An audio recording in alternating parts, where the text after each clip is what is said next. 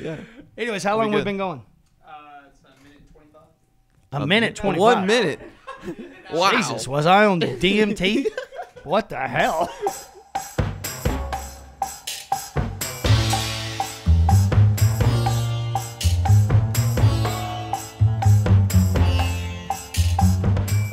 So this is 13.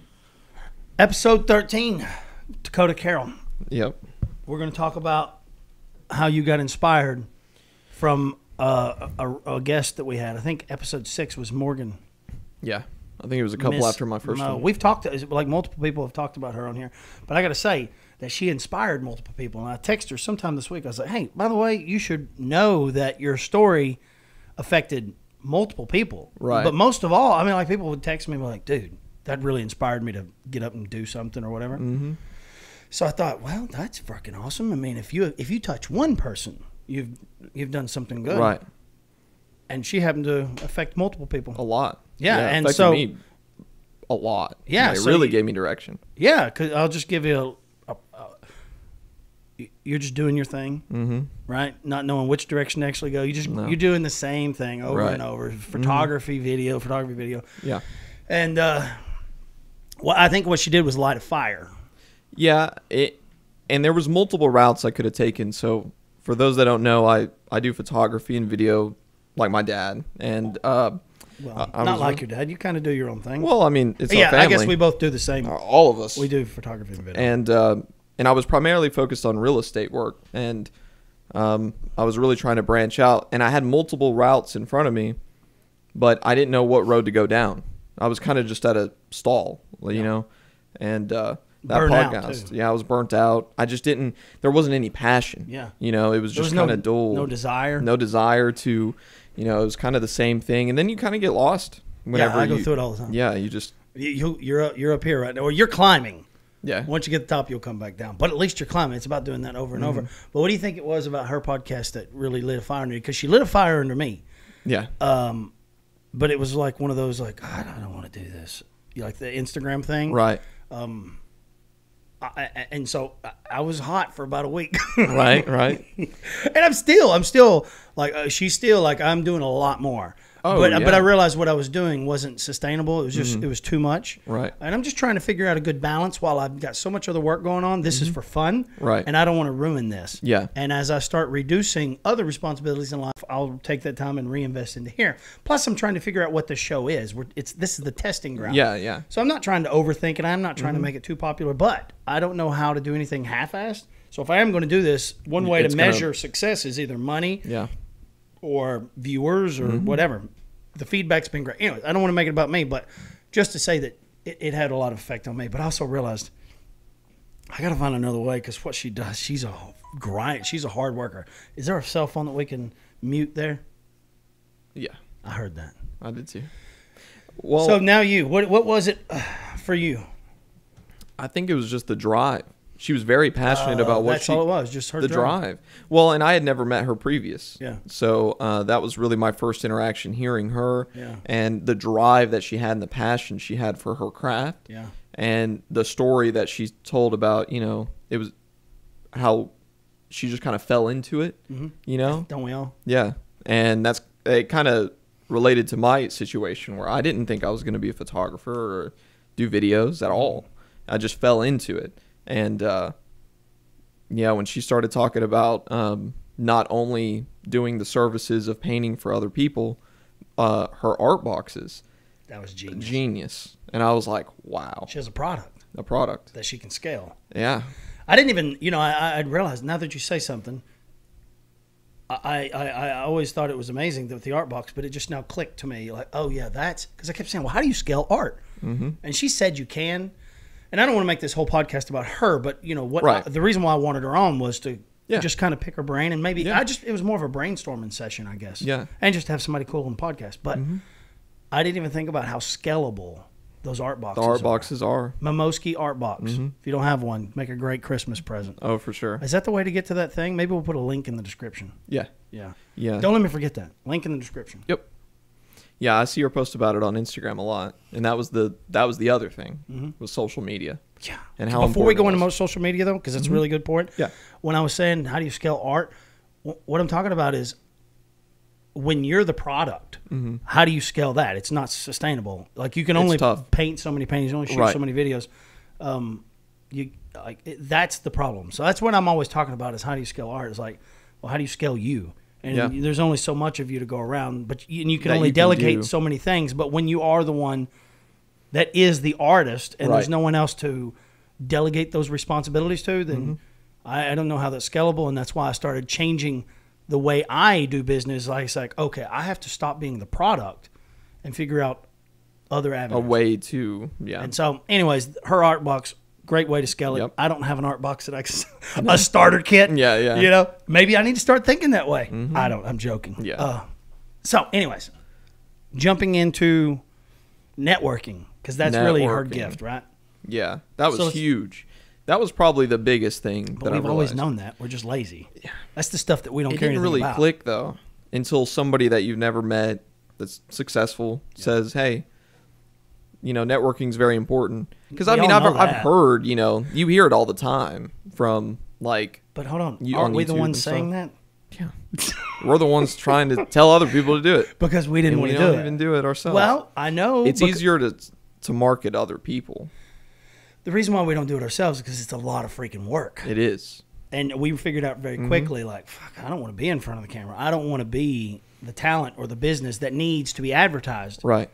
So, yeah, I just avoided it. I thought, I don't want to be famous or make myself popular. I'd rather do it for other people. I think my biggest thing is I didn't want to box myself in to one thing.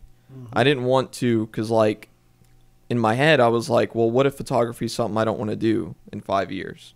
You know, I didn't want to force myself, and necessarily real estate photography. What if that's something I didn't want to just be stuck with that, and that's what I'm known for, and that's all I do. I wanted to be able to kind of branch out, and so then I learned that using my portfolio of real estate photography really opened a lot of doors for me into getting other avenues, and the ultimate goal of like travel photography. Something I really love and enjoy. Like, I still like my real estate shoots. I get to meet a lot of people, but I think expanding, giving others opportunity in that space, and then expanding myself to other avenues. Yeah, replacing you. Yeah, replacing That's myself. how we started, right? Yeah. I guess I mean, I've always had some kind of business, in one way or another, but when it comes to videos and photos, real estate was the first way to start making money for me. Yeah. And then for me to expand, and that was scalable because you took my place, and then you went your own way and did your own thing. So yeah, well, I think that if there's anybody that's aspiring to be a photographer and, you know, make a decent income, I mean, real estate's a great. Yeah, you can make a lot of money in real estate. I think real estate's I was very lucky that you found that, and we kind of worked on that, and I kind of understood it. Yeah, and it allowed me to do. I was able to quit my day job and do that full time, and really, you know, not really become an expert in my craft, but hone my skills in, and it allowed me to experiment because I didn't have a normal job. I had all the time in the world, and it would happen really quickly. You had never used a camera. Within weeks, I taught you the 3 basic features: ISO, shutter speed, and aperture, white balance 4, and went into a house like a madman. These are the shots. These are what you're looking for. Look at the edges. Don't look at the center. And I'm talking 100 miles an hour. And I did like maybe 3 houses with you. And I was like, there you go. Put the camera really low. These are the angles you're looking for. Good luck. Right. Close all the toilet seats. Turn on all the lights. Turn on all the lights. And I remember it. You did great. I mean, yeah, you just had to figure it out. You know, we weren't afraid to send you back out and, well, this didn't act, you know, go back and do this. Right. It was a lot of trial and error. It was high quality from the very beginning. You know, and so, yeah, you learned really quickly. And I think that's the best way to learn. These are the things you need to know. Good luck. Good luck. Try it out. Trial and error. Yeah. It was you had a very, you know more about a camera than most photographers do. Yeah. And I'm not meaning anything bad. A lot of people don't understand And I'm still learning, you know, and that's the most important thing is I'm trying to get into positions to struggle. Yeah. Because the reason why the real estate was getting a little is because I just knew it so well. And I wasn't really stressing the camera. I wasn't, you know, it's really just the same settings mostly. Once you get it down, you might just move the tripod up or down to get a shot. And that's about it. And well, you're probably changing more than what, I mean, it would be hard for a normal person to go in there and be able to expose. For right? sure. You know, but I understand what you're saying. You just got, it's too easy. Yeah, and you're not learning. I'm anymore. really, and I'm really, when I talk about that, I'm thinking of like other, you know, because I've been seeing a lot of ads lately about these photography companies trying to hire local photographers and stuff for their businesses, and you can make money and all that. I just say do it yourself. Yeah. Yeah. I mean, do it for free. Do it for free. Everybody knows a realtor. If it's something you're really passionate about, you know, and you want to, you know, try that avenue, I mean. If you just want an excuse to learn how to use a camera, yeah, don't charge people right out of the gate. No. They're giving you an opportunity to perfect your craft. And to build your portfolio. Well, and that not only goes for real estate. I mean, this goes for everything. Everything. And I think most photographers actually do this. Yeah. You know, I think so. Smart ones do. Yeah. Well, I'm thinking of like, there's other companies like Houselands and Home Jab. They hire, you know, you can work part-time. Yeah. I mean, I think it would be a good place to learn. I think it's probably the easiest way to start a business, though. Oh, yeah. And if you just stick it out, you can make a shit ton of money. Yeah. Well, the real estate industry in itself, the realtors know the community and people. They're connected to, you know, that's really how I branched out, was referrals, and it really helped me. And I think other photographers can do that. That's what I started on. Now I'm really trying to push more into travel, photography, landscape. I think that's something I'm really passionate about. It's something I can actually get back, because I actually, you know, you get into the motion of doing the same thing. It's like, what's the next thing? I had a drone, you know, and I really want to use it, you know, and we got some cool things coming out. Cool. Yeah. Cool. I think. Well, did we cover everything there? I think so. You want to go further into it, or you don't even know? You're just in the beginning test phases. Did you have anything in particular in mind tonight? No. We always have something to talk about, but we haven't talked much lately. No. We don't have any topics. I've been very busy. I know. Me too. I don't want to talk about work so much. Not on the podcast. I want to talk about ideas. My work is ideas and fun. And well, yeah, but that's your own ideas to pursue your own dreams. I'm talking about ideas that apply to the world. They apply to the world. Like expectations, which is tomorrow night. I can't cover that tonight. Okay. You know what I mean? The nature of the show was random thoughts, but not necessarily random ideas. Procrastination. What is procrastination? When everybody knows what the fuck it is. Something. I don't know. Everybody knows what it is. So what do you want to talk about? In what way do you want to talk about procrastination? Like how to deal with it, or how to stop doing it so much, or what your methods are to stop doing it? Yeah. What are your methods? What do you do? Whenever you get in that rut, I let the wall get right up against my back. Yeah. I let the pressure overwhelm me. Mm-hmm. Okay, so I thought about this the other day. Somebody asked me to do a project that was unreasonable, to say the least. It's funny that what I do for a living, if you don't do it, you can't understand. You can watch a video and say, oh, yeah, I can see how that was done. Yeah. Right. You can't really, but then dream up not even dream up, but like say, hey, this is what I want to do. I want to do a video on safety, and I want it to be, you know, blah, blah, blah. So the hardest part is just creating the script in your head. Mm-hmm. What I was going to say about this has everything to do with procrastination. And when I heard about it, I have almost no time to complete this project. Something that I would spend a month on, you know, or a ton of people. So you only have so many ideas, and you got to bounce those. Look how productive we was the other night with a video that we come up with. A little bit of alcohol involved on mine and Brad's part, and you guys sitting there soundboarding off of us. Man, we have a video. And then over the next few days, we kind of dialed it in, and now you guys have gone your own way with it. Point is what I'm trying to say is there was a team of people collaborating. Mm-hmm. Okay. So I'm a little bit overwhelmed. But here's the deal. I realized this is my sweet spot. I don't want to put things off. I can't put things off. Hold on. I take that back. That's 100% inaccurate. I like to be in a position to where I cannot put it off. So let's say a project is due on the 20th, and one is a big project. Right. I don't know what today is, but I just started looking through the clips today. And this is a really big project. But I know in my mind, instinctively, I work best under pressure because the worry stops.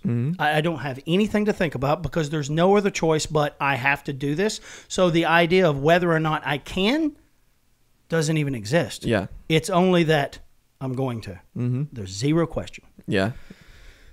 And that is the thing that I want to embrace. I'm not talking about bills and stuff like that. That's the shit that gets me in trouble. Yeah, right. You know what I mean? Not necessarily bills. I have auto withdrawal or whatever it is, and so that helps out. But I'm saying responsibilities that I don't necessarily have to do, right. I am horrible with it. That's where I am the worst procrastinator. But when it comes to, you could say art. Yeah. I think procrastinating and waiting till the last second, not even art, just anything that requires a lot of attention, studying, things of that nature. That's why we all wait to the last minute. So you don't jump the gun on certain decisions. And I mean, even procrastination, you know, you could really dial things in. And I can't dial them in until I have to. Right. Like, until it's... My mind does not allow me to be efficient or effective if I don't have to. Yeah. Right? Is that weird? Because I'll want to dream about this or watch that YouTube video. Right. It's only when I absolutely, it's down to the wire, it's like, all right, bitches, I'm ready to work. And then your brain will work. Well, that's why I'm so good on set. So if there's something to do, if there's a music video, if there's a big video I've got to shoot, I have a very vague idea of what it's supposed to be. We know the overall arc and goal. Yep. But the moment I show up, I'm not scared. I'm not nervous. I was shitting myself on the drive there. You know what I'm saying? The anxiety shits that I had just leading up to it. Yeah. But the moment I'm there, it's okay. Yeah. Because there's no other choice. I'm just right. You're already there. I love that. That's where I like to be. So I don't like to think about things. I block it. Does it need to be done now? Calculate. So many hours. Okay. Yep. And I put it off until I absolutely have to do it. So that's procrastination for me, and that's how I use it to my advantage. And I don't even know if that's a good description, but actual procrastination, doing shit I don't want to do, I'd rather pay somebody. Like checking emails. I can't stand because it's just it's not where my time is best spent. Yeah, go ahead. Well, I mean, the reason why my time is not spent that way is because I'm always I'm always in my head trying to answer some crazy question, the secret to life and yada yada. The universe. And I'd rather spend more time doing. So, anyways, that's why I usually am not very productive. I've noticed I've been less productive lately, and I work 7 days a week, but I'm not productive at all. Oh, I was. That's actually something I was going to bring up because I feel like I was much more productive, you know, in the early stages of, you know, what I'm doing. And now, what would you call the early stages? Like when I first started. With me or you? Or both? Both, I would say. Yeah. Really, well, when you first started, though, it makes sense. When I, you know. But doesn't that make sense? Isn't that the way it works? Yeah. You're excited. Well, and I used to be very good at, you know, getting things done very early, you know, getting it all done. And now I just don't. And I think it's because I have Aaron helping me. And I kind of just, you know,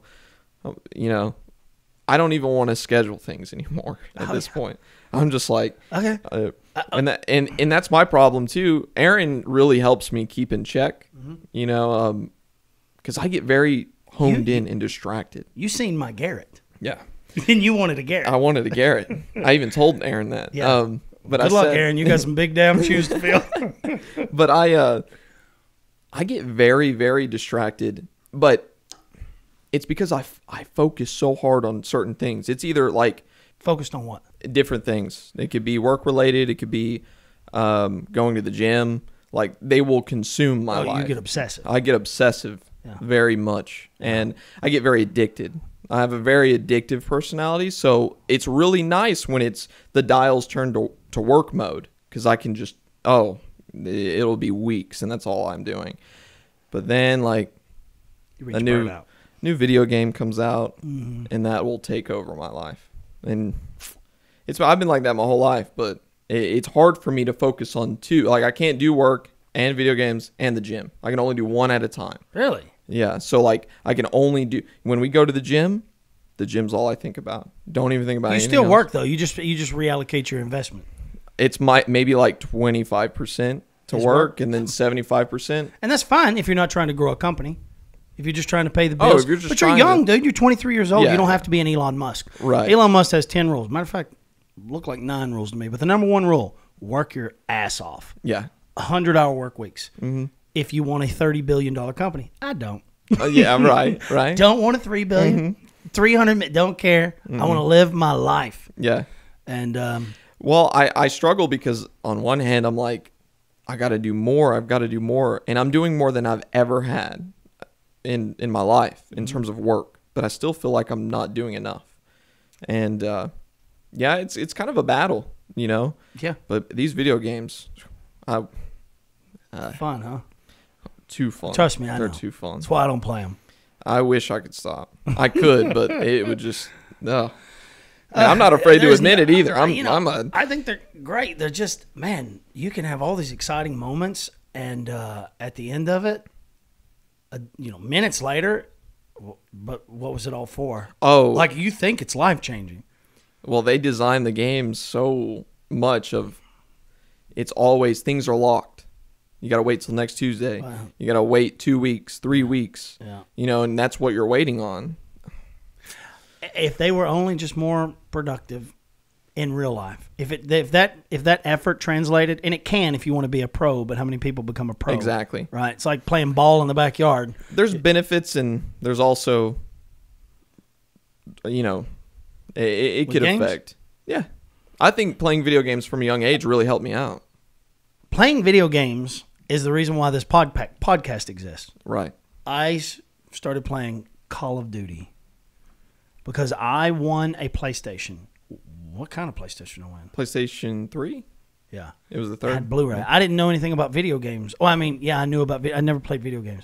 And I was looking to figure out the sound quality. I had uncompressed audio. I didn't quite know what all these things meant, but I knew it was Blu-ray. And I hate to change the subject, but I think it's funny because we was talking about going back to the beginning. Yeah. I'm Googling. I hadn't even plugged this PlayStation in yet. And I'm Googling PlayStation, Blu-ray, sound quality, uncompressed audio. And I keep seeing, I was thinking about movies and a surround sound system because I just got this big surround sound system. And this games kept popping up, COD, COD. And I thought, cash on delivery. What kind of game is this? And it was like Modern Warfare. I was like, oh, it's a game. Okay, so I'm reading, and everybody's obsessed with this game, Modern Warfare, Call of Duty 4. And I thought, shit, I'll get it. So I go out, buy it, plug it up, hook it all up, and I have got the greatest sound system, 7.1, rumbling the house, and I become addicted to the campaign. I mean, I was obsessed. You remember? You were young. Yeah. What was it, 11 years ago? 12 years ago? A long time ago. Yeah, it was a long time ago. You were little. I become obsessed, and I start getting into, I complete the game, and I realize, I can go online. So I get it hooked up to the internet. And even before that, before I went online, I was obsessed with surround sound. I was like, oh, God, I can hear them walking behind me. I was like, I got to get a pair of headphones that can do this. So I'm looking for surround sound headphones. I look for weeks. Every headphone claims to be surround sound, and technically I guess they are. But dogs. Yep. Shut up. So every headphone claims to be surround sound. So I'm dissecting all these headphones. I come up with a set of headphones from a company called Triton AX360. They are the true surround sound. Speakers in the front, speakers in the back, and subs, which were not compatible with PS3.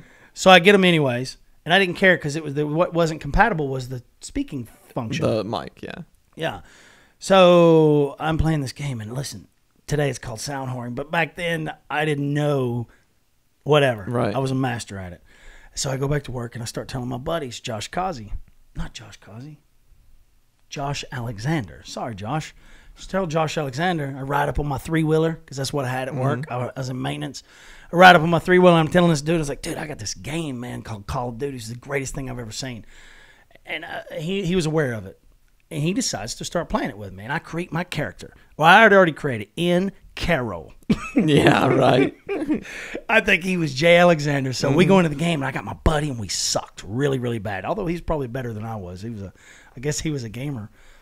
But, man, I can tell you, man, the hours that I invested in that game talking to my buddies, and then it was this other dude, Bubba, and then another dude. And then it started growing. Like, there's probably 10 of us from the same. We're starting to get good now. Yeah. Like really good. Oh, but yeah, I want to go back and tell the story about the headphones. It don't matter. I will tell. I was so anal. I was soldering in wires to make the microphones work, and then I was doing it for my buddies and shipping it, and I was wiring in micro switches into the controller to have these advantages.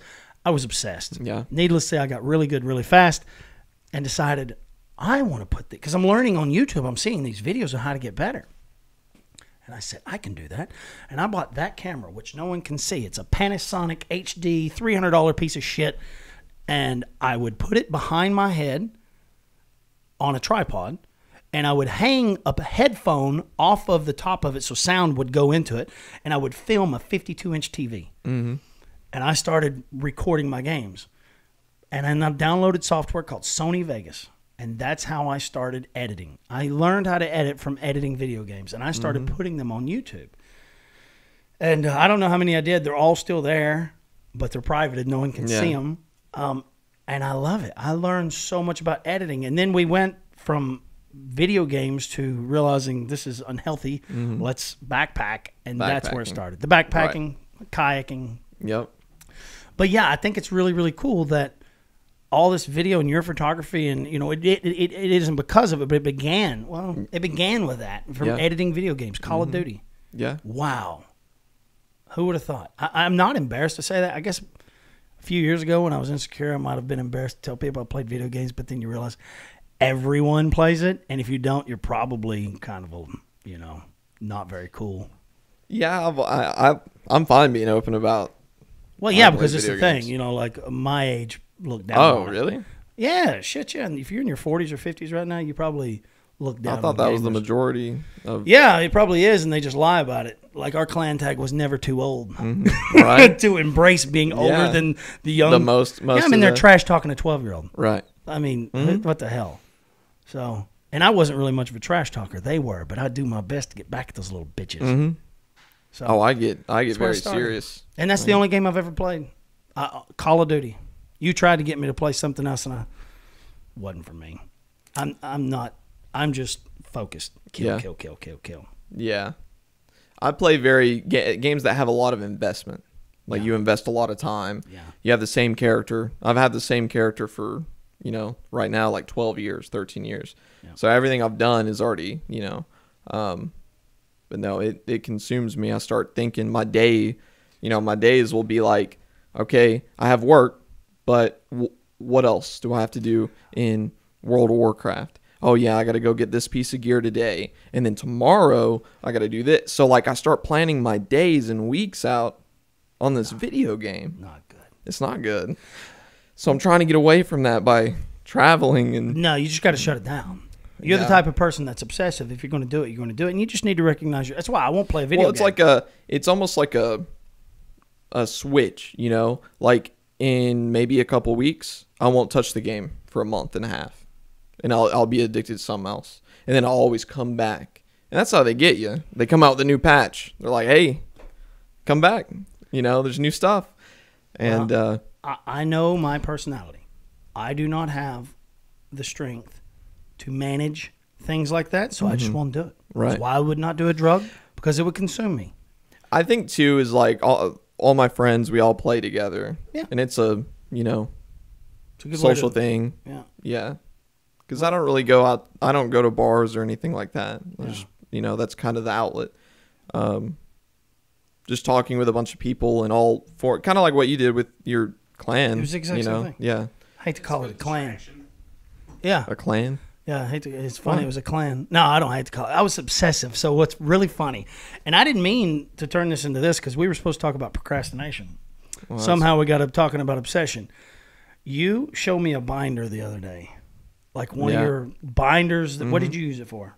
Oh, it was games? It was for like games. And you open this thing up that's like 10, 11 years old. And it's me and strategies. Because the only thing I would play is Search and Destroy. That's it. And because it required strategy. And I love team-based things. Really quick, team-based stuff. I don't have a large attention span for long hours. I can't do that. Right. It needs to be over in 30 seconds, 2 minutes. It's kind of like, wow. Kind of like what? World of Warcraft. WoW? Okay. Kind of like WoW. Kind of like wow. So you showed me, you opened this binder up, and I was not embarrassed again. But I realized how obsessive I was. Maybe you get a little Different bit from me. strats from maps. It was so many seconds to run from here to there. And then I don't want to get into all because that would get a little embarrassing. Very detailed. Very detailed strategies. Yeah. Mm-hmm. And oh my effective God. strategies though. But what it indicates is not necessarily anything to do with the game. It's how obsessive I am as a person. When I'm doing something, I'm not going to half-ass it. I'm going to be the best. I'm never going to fail. Yeah. I don't know if that's a good quality to have because I end up doing something so much so fast, and I'm like, all right, what's next? And I want to go do something else. Right. I get burnt out pretty easy. Well, the games I played growing up took a lot of investment, but it also taught me a lot about completing things, completing tasks, long-term goals, short-term goals. You know, that's all I did. And even though it was in a video game, a lot of it I take and use as a tool in real life stuff. Really? You know, like really long. Yeah. How I don't think it's necessarily how detail-oriented I am, but like how I can, you know, if there are tasks that need to be completed, I can complete them, and I try to get them done. You know, multiple steps. I think it's why I try to be very organized in what I have to do, the Trello board stuff for our business. Mm-hmm. I put everything on a calendar, put everything. It's like a quest log. So you know? We were talking about procrastinating. How does apply? Like, are you a procrastinator or are you normal? Like, do you procrastinate or are you considered? Would you consider yourself an habitual procrastinator? Isn't that, you know what I mean? That what was. I think most people procrastinate, but they do it in different ways. Like mine is like, I play a video game way too much. But that's not procrastinating. You're feeling you're doing something to avoid doing something else. I could be doing other things, and I might have other things that need to be done, and that's why Aaron will tell me like, we have to get these things done. Do they need to be done because a client's waiting, or do they need to be done because you could grow your business quicker? Well, here recently, it's because a client's waiting, and it's getting a little bad. But are you meeting your deadline?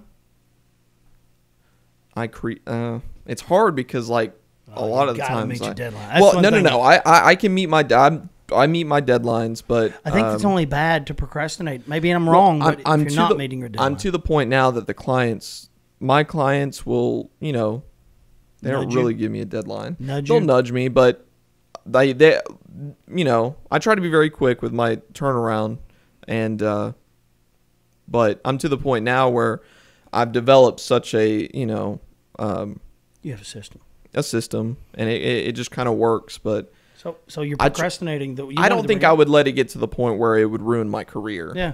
But I know when to shut it off at that point. But it does get kind of hard when there are things that need to be done, like what we're talking about with Brad and stuff that needs to be planned, and all I'm thinking about is that video game upstairs. I can't think about anything else.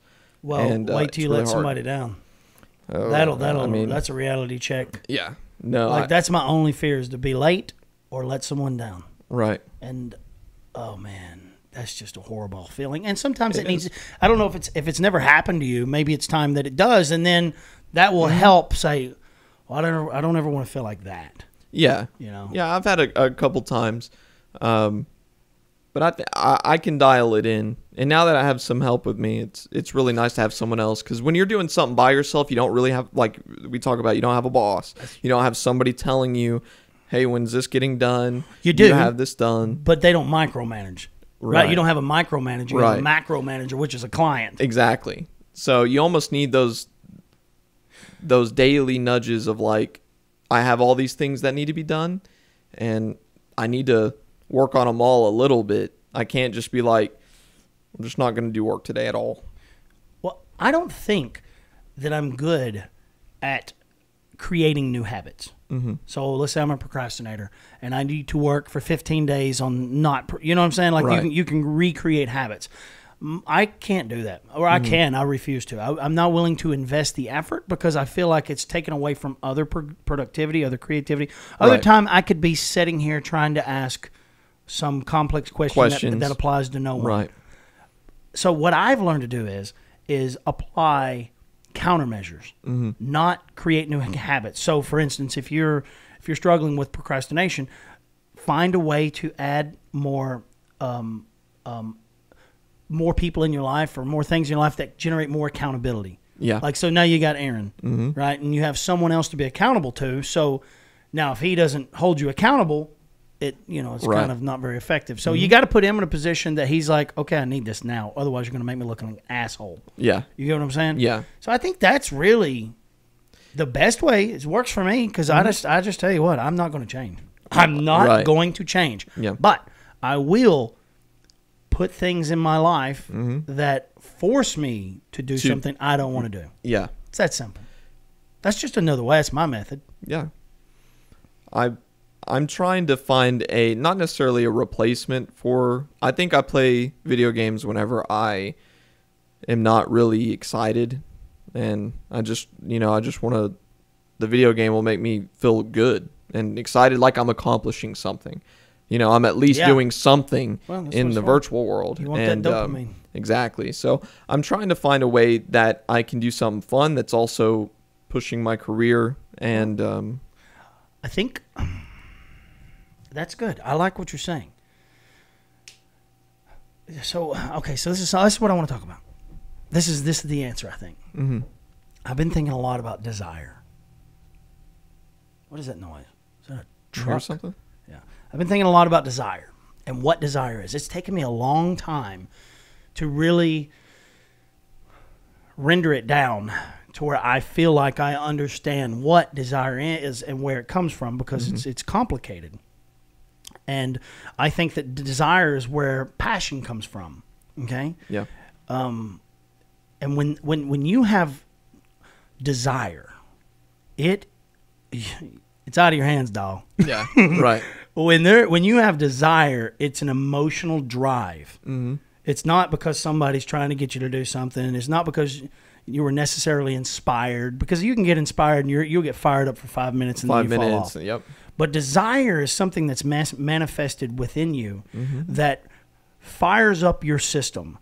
It'll keep you awake at night. You require very little sleep. Mm-hmm. You can work 50 times harder. There's no one that can compete with you when you have desire. Yeah. And it's not something you can ignite on your own. So I was like, wow, how do you start this thing that we call desire? We've put a name to it, this thing that motivates you.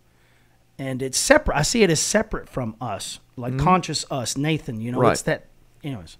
And I realized it comes from need. It comes from want, The want or the need has got to be such an influence in your life.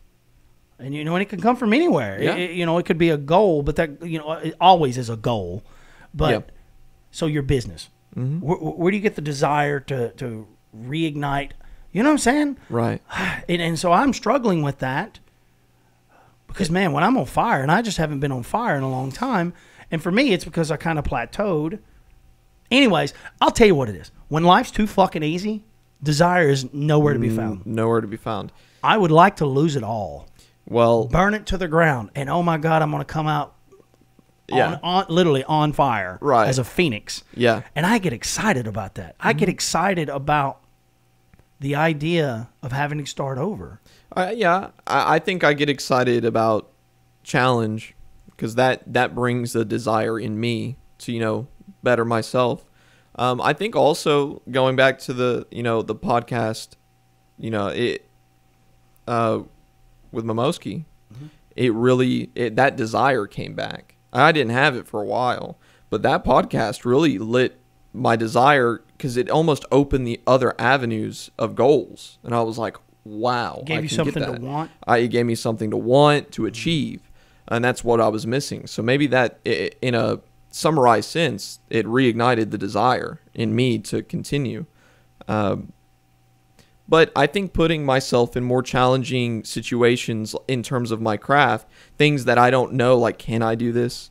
Can I make this work? I have projects now that can I make this happen? I don't know. Because before it was, go take some pictures of a house. I know I can do that. And that was it. Ah, well, that's where you're not following my formula. The formula? Yeah. You never question, can you? And I think that's the secret. I mean, we can talk about the how to life, Yeah. How do you expand your potential and stuff. But I think the secret is to have this massive goal. Mm-hmm. And what's your goal? Travel around the world. Yeah. That's achievable. Right. How do you get there? Who fucking knows? That's the question. Keep making choices in life that are going to benefit society, right? To where you're productive in society. Yep. So that's the goal. That's really, you got to make choices that benefit others, and you can benefit as well. So it's being selfless and selfish. You know, those things go hand in hand. But create opportunities in your life, or I say don't even create. You can't really create, I don't think. I guess you can. But be willing to accept opportunities that happen in life and just jump. Like Frogger. You're just jumping from one thing to the next. I have no fucking clue how I'm going to get there because the goal is always moving. Right. Like the sun in the sky, I'm still trying to get to the sun. I don't give a shit where it's at. But some days I'm going this way. Sometimes I'm going that way. And so I never try to figure out how I'm going to do something, especially in the macro. Yeah. That's infinitely impossible because you will never be able to manifest the bridge. You'll never be able to connect the dots. You have to literally do it in the micro, like in the now. Oh, God, this opportunity's here, and I'm taking it.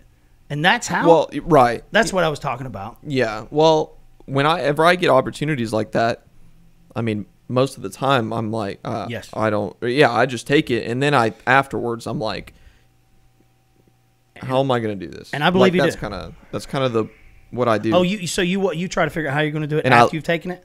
Yeah, and I love it.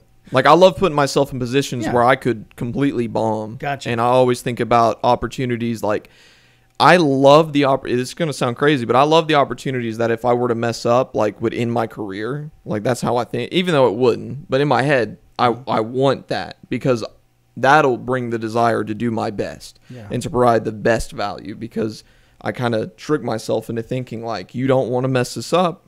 Don't mess this up, even though it could be something simple. But that's what keeps my drive going, doing harder things. Like, you know, I want to go climb mountains and stuff like that. Yeah. And just the challenge of pushing my mind and my body is really huge in my philosophy in terms of my career. I try to do that. But messing up it's so important. Oh. Because it's only a failure when you quit, when you realize, well, I fucked up. Let's stop investing here.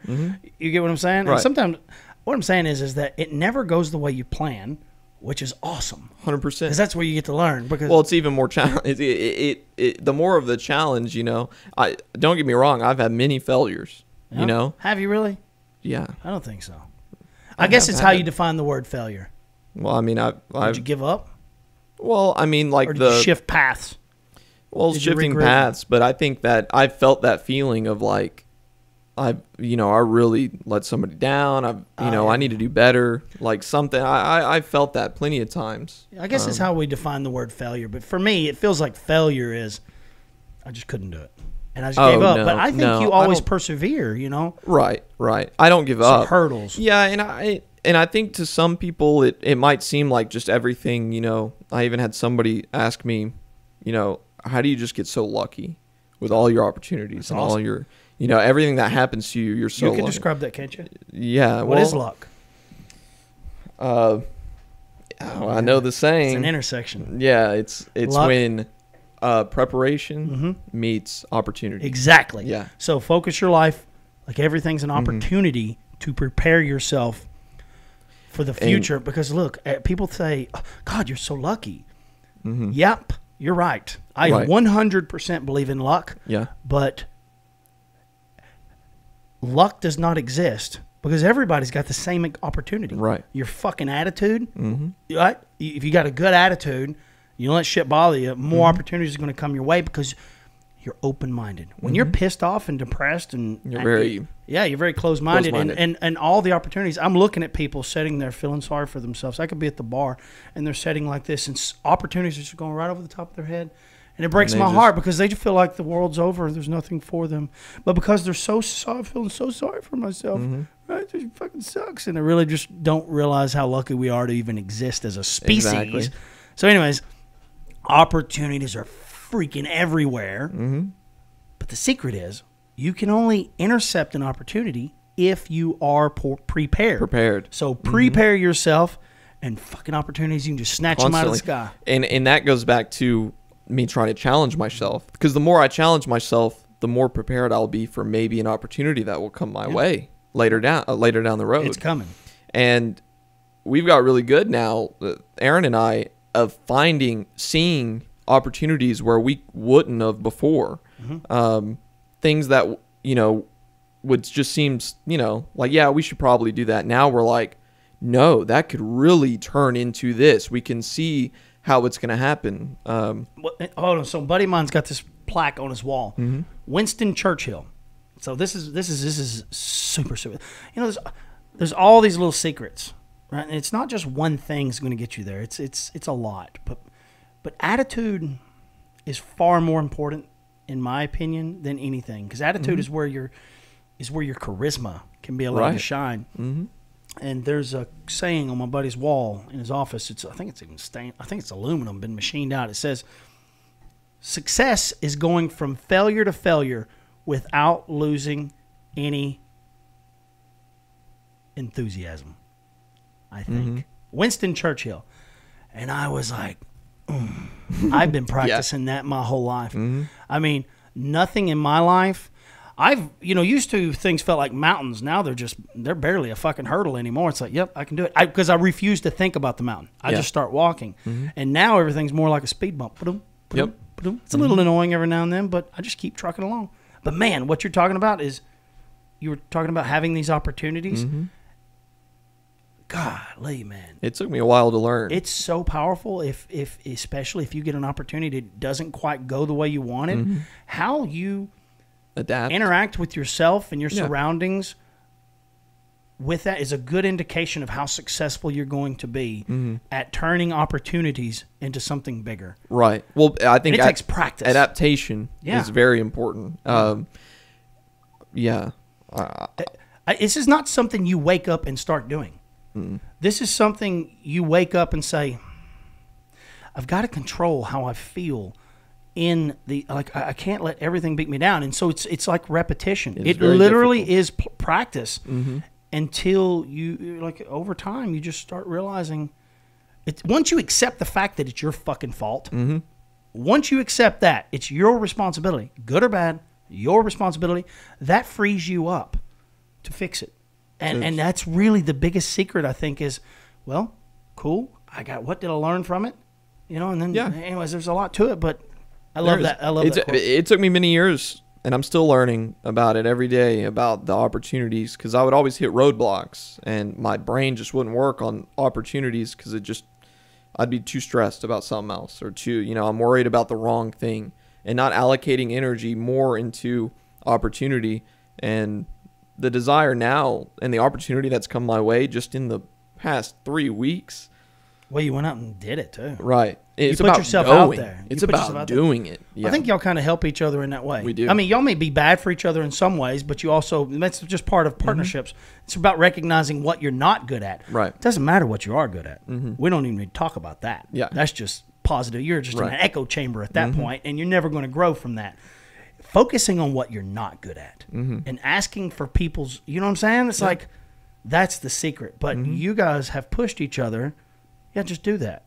Like, you reached out to a huge Instagram channel and bam, It happened. I ain't saying it's changed your life, but it's the beginning of something bigger. What it did was prove to you, oh shit, the DMs work. Yeah, it's possible. Yeah. Because you think beforehand, you're like, there's no way. But why was it possible? Now, in this particular instance, it was simple to me. It was obvious to me why you were so successful.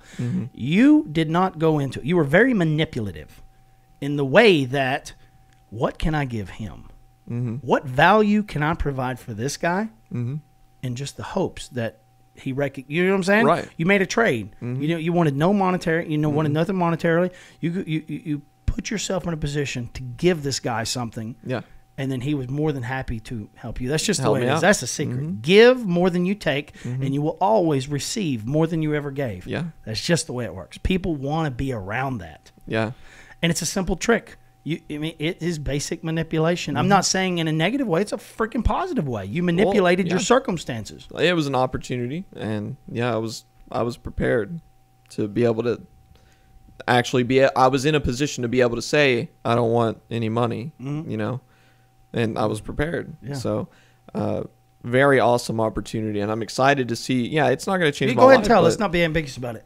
Oh, no. Okay, so it's the official Nashville, Tennessee Instagram, and they're going to actually post some of my photography on their main channel. And why is this? Because I shot an Airbnb. No, but why? Let's go back to the beginning. Okay. You and Aaron, right? Yeah, me and Aaron. Found this channel? We found the channel, whatever Nashville, Tennessee. I saw some really nice pictures on there, and they have a lot of followers, about 300,000. And we're eating dinner one night, and I'm like, man, this would be great to be able to get on here. And we're going back and forth, and Aaron's just like, he says, just message him. And I'm like, who would have thought to do that? Just message you him. and I just don't DM think him. about doing no, that because I don't want to get rejected. I didn't think about it. Yeah. And I sat there. My first instinct was no. But then I thought, and I was like, yeah, I'm going to do it. And you don't know what you're going to say. Like, and all I really asked firsthand was, how can I get my photography, possibly featured on their channel? That's a good question. And they said, just, they choose a select few, but just tag them and they'll make it happen. I said, cool, thanks. So a couple hours go by, and I'm assuming that he went through either my Instagram or my website and realized that I was a real estate photographer primarily. And he just so happened to have an Airbnb that needed photos east of Nashville. And he asked me how much I would charge if I would come out and take those photos. And that was the opportunity. And I said, I wouldn't, at no cost. If he were to feature, one photo of mine, I would give him all those photos for free. Yeah. And I didn't take any money. And went out there and shot it. Great guy. And my photos are going to be featured at the end of the month. Now, the photos of his property? Nashville.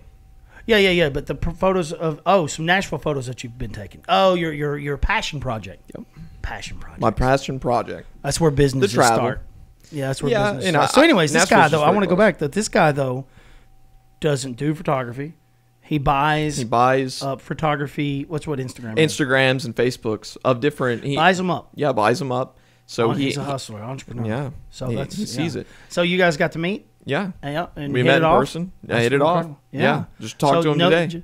So just try to keep figuring out how much value you can provide in his life, and he will do the same. He was telling me. People try to figure out how in the hell the rich get rich, right? And I know there's probably some taking advantage of, but honestly, man, people want to help each other out climbing that hierarchy of life. Yep. See who you can help, and they're going to help you. And that's really it goes back and forth. Yeah, until you get so big that you're the machine. You're part of the machine. He's even thinking about now. He's going to look into purchasing some travel Instagrams. Yeah. I mentioned it to him. Yeah. I was like, hey, if you have any travel Instagrams, well, just think about what you can learn from the guy. Oh yeah. I mean, look, man, monetarily that will translate in the future based on the tools that you're gaining in the now. Right. Yeah. Anyway, I still get excited. Cool I still get excited if we get over 10 likes on a photo. Yeah. And I love. Well, and these aren't photos like people should be liking. These are, I mean, they're just homes. It's my real estate work, and it's really what I have right now. But I still get excited. 13 people. Sure. You can ask Aaron. We're over here like, bro, we got 13 people to like this photo, and we're ecstatic. Yeah. We love it. Do you have a business page or is it personal? It's like a creator page on Instagram. Okay, Instagram. Okay. Yeah. I was thinking Facebook. We were doing Facebook, but Facebook I focus on Instagram. I mean, I would just share them all. Yeah. Well, and I also have my Instagram on my website too. Kind of my portfolio is my Instagram. Yeah. So, yeah. Yeah, Instagram doesn't hide it like Facebook. Facebook won't share it. Right. No, it's a great opportunity. Yeah. See, this is exciting stuff. I think that's what it gets me excited is working with other people. That gets me fired 100%. Up. Having other people's feedback, like this project that I started off with. I was dreading it, and then he was like, my buddy was like, "Aren't you excited?" And I was like, "Now that I have a vision, now that I mean, it's an emotional concept. Yeah, I haven't created in so long in my mind, that once I realized, oh shit, I'm gonna not only get it done, I'm gonna blow this bitch out of the water, which I always do. I've never not done that because I'm so effing obsessive that there is no other way. Right. And I'm always looking for feedback. Tell me what sucks. Tell me what sucks. What would you change? Not to where I'm easily influenced, but I need tempo, timing. Yeah. Like, what does it feel like to you? And so, now I'm like, I got this, bitch. I mean, I'm only a third of the way done with it. Not worried at all. Not worried? No, I've got just a little bit of time to finish it, although I've got to wait to get my shots. But zero fear that I'm going to knock it out of the park. It may not be as spectacular as I'm hoping. You know, my expectations are pretty high, but anywhere in between is going to be successful in my vision. But what I love about pressure, when I say pressure, like this force behind me, you have no choice. And now life's easy. Right. When I have no choice, I can do uncomfortable shit. It's not even uncomfortable anymore because I have no choice. Right.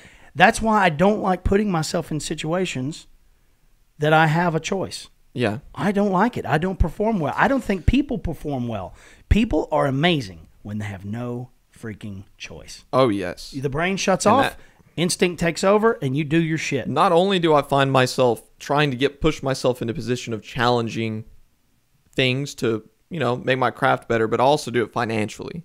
I'll end up, financially sabotaging myself just, so now I'm to the point where like, okay, I want to travel so much that I have no choice but to figure it out. Thank you. That's a philosophy we've had around here a long time. People the way you guys have been raised, people didn't understand me, but I always just thought money was easy to make.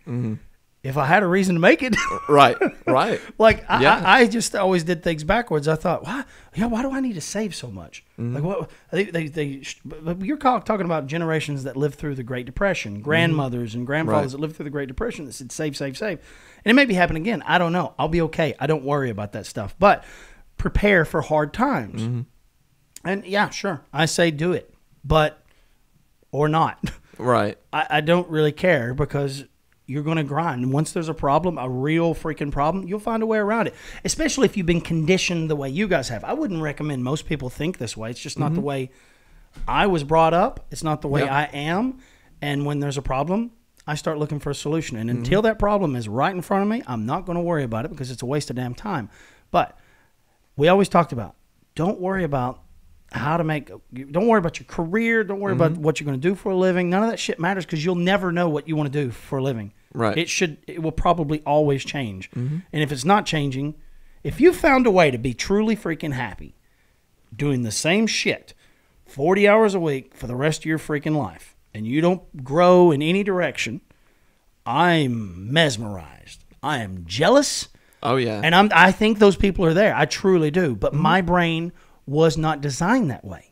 So I'm using the tools that I've got, and my tools say, keep changing, keep moving. So what I'm saying is, I know I'm digressing all over the place, but the way you guys were brought up was, don't worry. Now, I'm not so much in the beginning. You was brought up in the beginning a little bit more structured, and then I started realizing this is dumb. I've never done this myself. Well, I'm going to tell my son to do it. Yeah. Focus on having fun, just like you said. Focus on having fun, and you'll find a way to finance it. And that's it. That's what you're doing. And you're proof. Yeah. I was proof. I thought I just maybe got lucky. I think that's why in terms of my career, I really stalled is because I was so worried about saving money, especially when, I had my first apartment. It was a struggle because it was my first apartment and I was self-employed. So it was really big on me to like save as much money as I could. It's easy because you don't have a choice. I didn't have a choice, and that's where the desire and the build up, and that's when it really took off. And that was some good things. All that was so good too. And now things are a little easier, obviously. Yeah, but wasn't that so freaking good? Like every parent out there would have said, "Son, don't do that. $1,500 a month, $1,000 a month. Are you crazy? How are you going to pay for it?" But that's the way people think. We don't think that way. No, we don't worry about how. We worry about why. I just went out and did it. I didn't.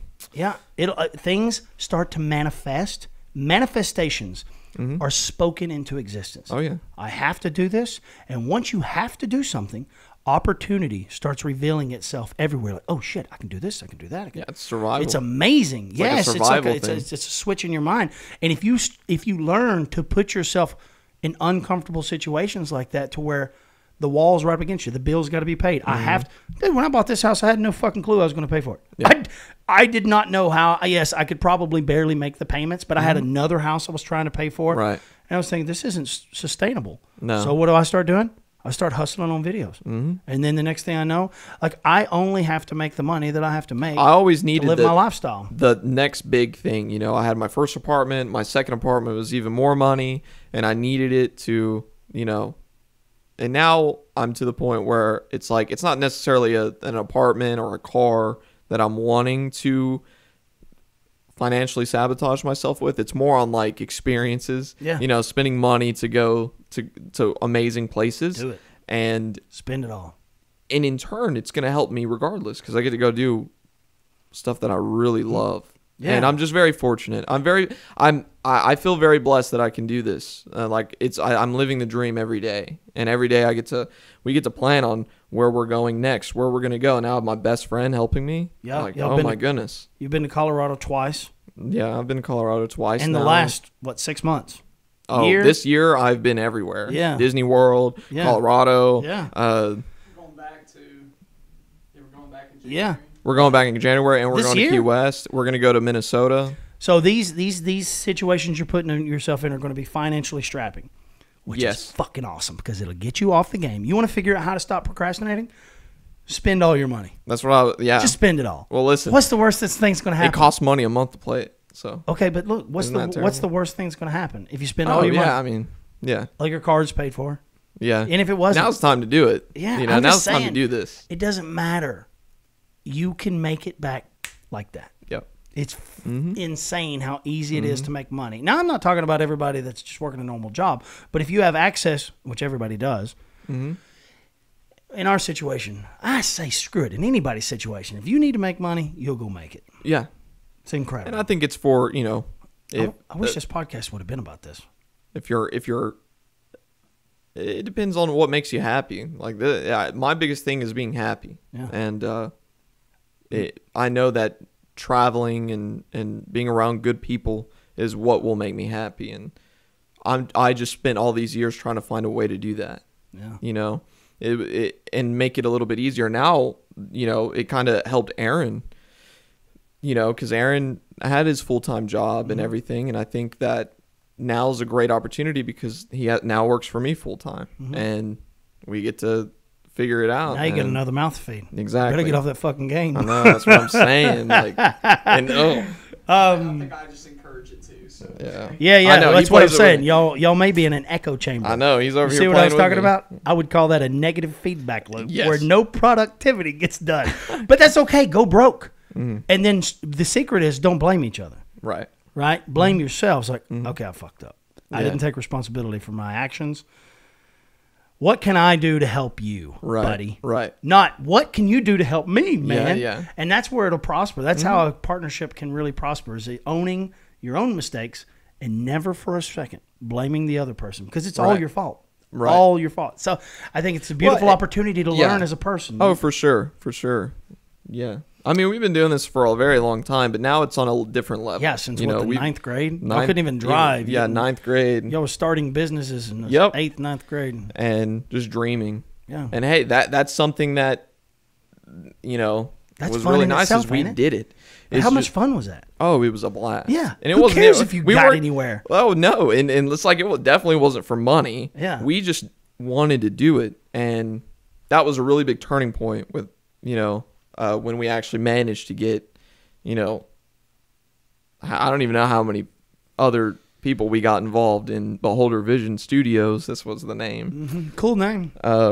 We were going to make a video game, but I don't even know how many kids we were. Were we freshmen? We were freshmen, yeah. And there was a lot going on. So like, I remember we dressed up in suits, went to school, and just started handing out these like petition type papers. So they were like saying, hey, sign up if you want to be part of this. And this was going to be something bigger. So we found like all the artistic kids, like the kids that really had something special that we thought that we could use in our company. And that's exactly what we did. We just found the people and they wanted to do it. And then, you know, I couldn't believe even parents bought into it. They literally believed in our vision and the things that we wanted to do. So having the opportunity to speak to them. Now, those people that actually showed up were probably the only ones that took it serious because everyone else in school was like, thought you were losers. What in the world? We're wearing suits. We're, you know, the teachers too were just like, now there were some teachers that really seen what we were trying to do and supported it, but there was some that just didn't. But we didn't care. We were having fun. That's all, you know. And that's the secret. Focus on having fun. Mm-hmm. It's that simple. Life could be so much easier if you just focused on having fun, and then you'll find a way to finance it. Just try to be responsible. Invest in a house. You know, put things in your life that force you to put a few dollars back. Yep. But you know, the rest of it. And I think, you know, I did this for a long time. Is I couldn't find what was making me happy or what would make me feel better because I was just so stressed about things that, you know, that really didn't. It wasn't going to be terrible, you know. It didn't really matter. You know, thinking about it now, it's like, you know. But I think I just want to have. I don't want to have regrets. You know, it's the biggest thing. I just want to just be like, yes. What was that movie? There was a movie. Yes. It was like Yes Man. Yes, something like that. Say yes to everything. Yeah, I think you could do that. There's a YouTube channel called Yes Theory. Mm-hmm. I don't watch it, but whatever. Well, just and the whole point of that is for opportunities. You know, taking risks. You know, and I'm a 23-year-old guy that I haven't had too many big risks, but saying yes has really worked for me, and taking opportunities, even if I didn't feel like I could. You know, do I even have the knowledge to do this? I just take the opportunity, and then it forces me to do my best, and that's what's kept my. That's how it's growing. That's how you grow. And I try to take care of the people I work with, and I really try to go above and beyond to bring value to them. Mm-hmm. You know, I all of my opportunities in terms of where I'm at, you know, in my career right now is a lot has to do with my clients that I have, and really having them help me out and refer me to companies and getting my name out there. Well, you literally are just starting. I don't see you slowing down. I see you. Like the only thing that's really going to help you is to financially get in a bind. Yeah. Like you got it a little bit too easy. You know what I mean? When life is easy, it's hard. Well, no desire. Yeah. So finding ways to self-sabotage yourself and putting yourself in uncomfortable situations, like convince your partner here, right, to set you up into some shit you don't want to do. Like it's manipulating yourself. We had that situation today, actually. Yeah, let him put you in uncomfortable situations. Let him commit you to shit that you don't. Yeah, well, and having Dakota really can do it. That. Sure, well, Dakota can do it. Well, and even just like me not really wanting to do something, and him going like, "Listen, no, we need to get this done." That he sees that opportunity that I might not, and if I was by myself, I probably wouldn't have even done it. But we had that in the car today, where I was like, we were going to a meeting, and I was like, I don't even want to do it. I feel like, I don't know. I spend my whole life that way. And it turned out to be a really great opportunity that I didn't even realize. You know, it's now that you say that, and I don't mean to keep jumping in, but it was very interesting because I think some of the things that I did not want to do the most wound up probably having some of the most benefits, and I was so grateful that I did it in the long run. Because why don't we want to do it? Right. Like, you know, I mean, what's the reason? I guess that's really the important thing is what's the reason you don't want to do it? Do you not want to do it because it's boring? Okay, don't do it. Or do you not want to do it because it's scary or a little bit overwhelming? Yeah, it's a little like, can I do this? Do I really want to do this? Is this Those something are the ones you that, should. You know, but I still try, even though that I'm trying to broaden what I'm doing, going and traveling, I'm not forgetting how I got to this point. So I still take care of, you know, if there's real estate photos that need to be done, I'm still doing it. I still go out there and take care as if, you know, but there are some, you know, plans to expand and give some opportunity and give those opportunities up so you can go invest in other things. Yeah, don't be a damn tightwad. You can't have all that money. Oh, listen, no, I wish. I wish. Yeah, y'all could be making a killing on just the real estate side. Yeah. That could finance everything else, the traveling. Right. Y'all could make so much. Y'all could make $100,000 like that every 6 months, and then travel for 6 months. So grind for 6 months. I mean, that's an option. Yeah. Although I can't do that. I gotta go. I gotta have fun every day. If I could grind for 2-3 months solid, I could take the rest of the year off. And for whatever reason, I say that hypothetically because you'd have clients that would get pissed off. Right. You know? But. Yeah, I think I would take that over. I think we've been grinding for like 12 years, 11 years now. Grinding, like really? You've had ideas. Ideas and listen, pushing and trying to make it work. I actually want to talk about, just for a minute, I don't know how long we've been going, and I think I want to wrap up with this. Okay. But you've made a commitment to do a video this week that's, I would say, something that's scary. Right? And not to scare you. But I was thinking about it. I was thinking, golly, I'm so glad you haven't asked me for any help. Like, we come up with a concept, right? And I don't know where y'all at now. We don't have to talk about it here. But, like, there's a lot of potential for it to bomb. Yeah. But the best part, there's so much potential that would far outweigh the bombing. There's so much potential for learning. Yeah. Oh, my God, your head is going to go and just pop. Yeah. And so many, once you get done and you get over the... once the project's finished and you get some time to kind of recap, you start to realize, holy fuck, I've learned this and this and this and this and all those things because you've been questioning until now. And now you're going to get that opportunity. And what I think, golly, this is just a huge opportunity. I'm just so excited for you because I think it could apply to the traveling massively. I think so. You could go to a place for a month. You could go to Silverton, Colorado for 1 month and start shooting videos for free. Yeah. Until someone wants to pay you for it. And finance enough money to get you to the next place. To the next place. So many opportunities here to travel the world. And it's really going to require the videos. This is people need videos. Photos are awesome. Love them. Yeah. And you can make a shit ton of photos too, don't get me wrong. But I don't know. I have the video side. I prefer I like telling stories, I think. Oh, I do too. The photos were what was financing everything first. But I will be incorporating videos. But this video that we're talking about, if I can pull this off somehow, I feel like I'll be able to do anything because we have till next Thursday. You're shooting it one day. Yeah, well, one night. Well, aren't you? I think we're gonna find out Thursday what we're really doing. I'm writing the storyboard out right now. Yeah, and it's gonna be a fun one. You haven't asked me for any help. You haven't asked me about shots, a shot list.